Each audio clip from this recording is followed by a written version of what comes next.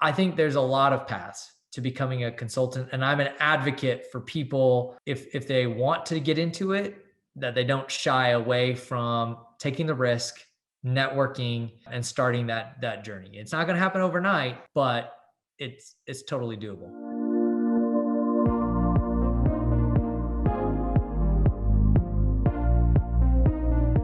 So if we were thinking about the typical consultant, right? I think there's this idea that if you want to be a consultant, you go to a top school, you get good grades, you go into one of these consulting companies, then you go back, do an MBA, and then you keep growing on that path, right? And if we look at your career, is the typical elements that you would think that a consultant has to have might not be all there.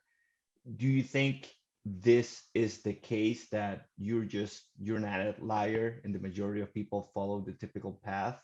Or when you were in that career, did you find that there's actually a lot more people that don't follow the so-called traditional path to consulting? Certainly the latter.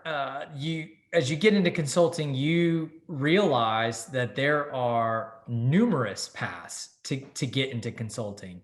And the traditional path of going to business school, maybe eventually getting your MBA, doing some strategy work, that's a great path. And you can learn a lot. And a lot of people have been successful with it. But when you go to consulting firms and you really get to know their people and their background, the best consulting firms have built a pool of resources that are very diverse.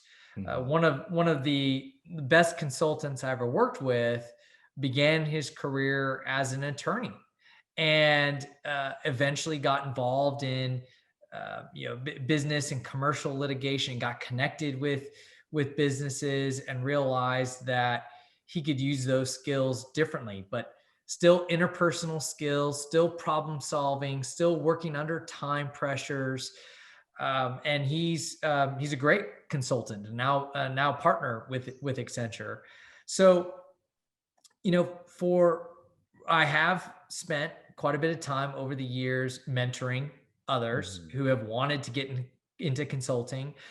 They've been maybe operators in oil and gas, or maybe they've also been in public education, and they have aspirations to make a move. And you have to be thoughtful and strategic on how to get there. Number one, you have to have a network.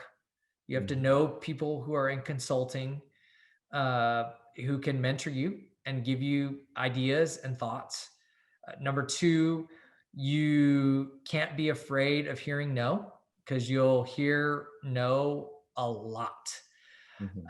You'll apply at one firm and they'll say no for whatever reason. You didn't go to the right school, or you don't have enough experience, or you just have an undergraduate degree, and you're just not what they're looking for in that moment.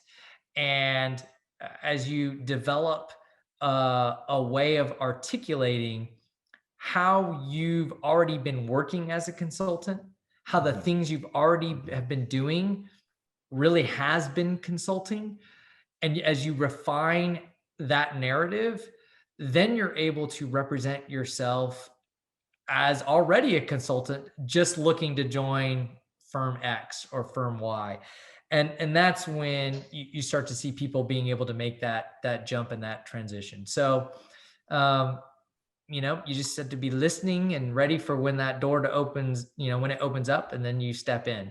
So I think there's a lot of paths to becoming a consultant, and I'm an advocate for people, if they want to get into it, that they don't shy away from taking the risk, networking, and starting that journey. It's not going to happen overnight, but it's totally doable.